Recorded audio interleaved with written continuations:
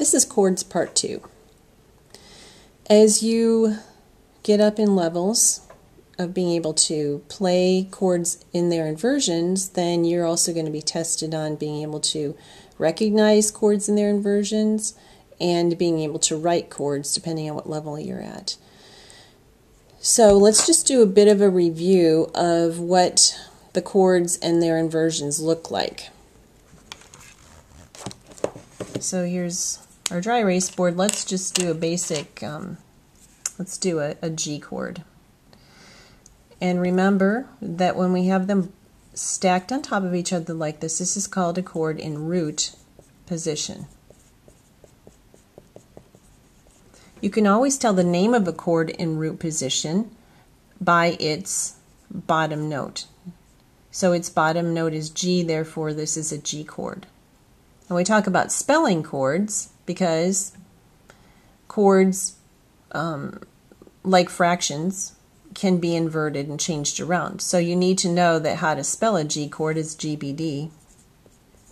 So it doesn't matter what order those notes are in. If you have a G, B, and a D, you have a G major chord. Now, when we take that G and we move it up to the top,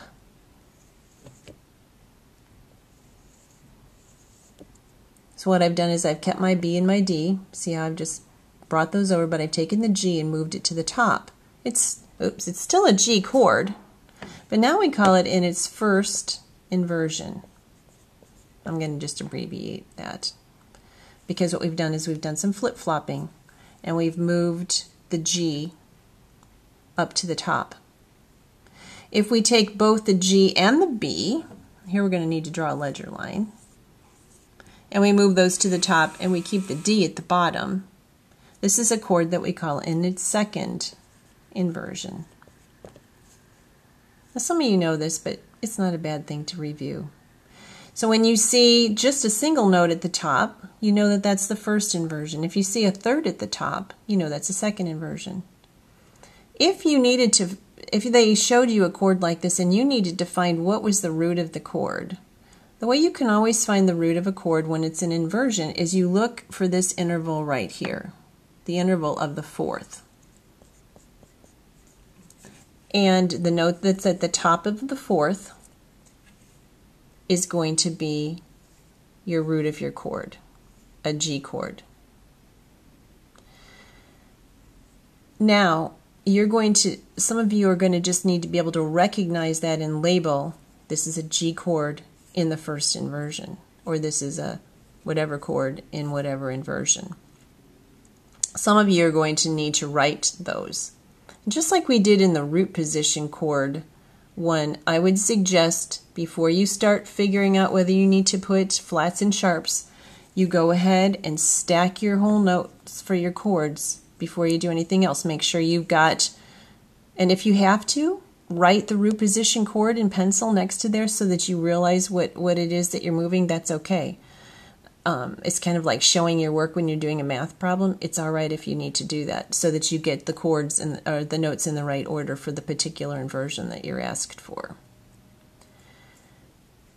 Then don't forget that you'll need to label the name of the chord as well as what inversion it's in. Now, if you have some of these in your theory book, it would be good for you to go and practice trying to figure out what chord it is and what inversion it's in. Make sure you still remember that part about looking for the major third on the bottom if it's a major chord, the minor third on the bottom if it's a minor chord. And some of you may have some inversions of diminished chords.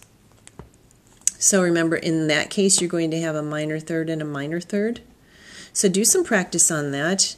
Bring it to your lesson, your next lesson, and we'll take a look at it.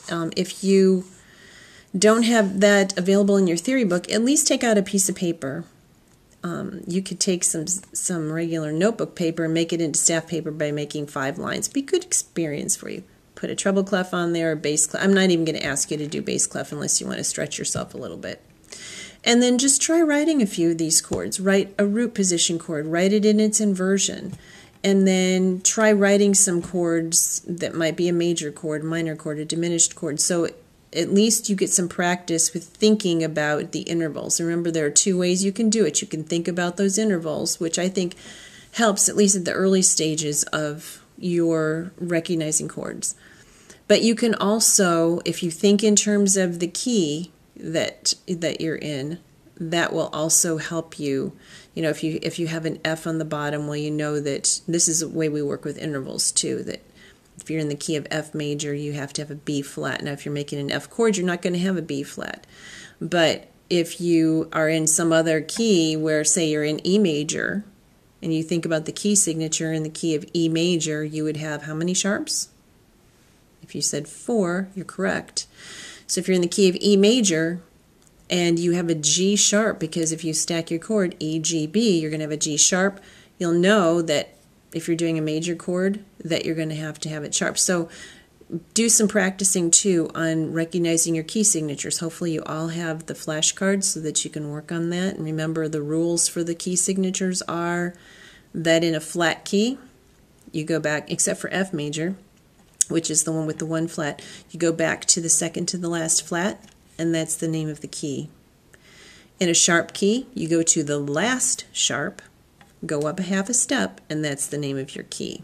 And remember, if you got into one of those with lots and lots of sharps, which I don't think they're going to do, but if you did the F sharp or the C sharp, you're going to have to remember that those were already sharped, so you can't call it F and C because those are different scales, different keys. So anyway, I hope that helps you with a little bit more complicating chords and their inversions.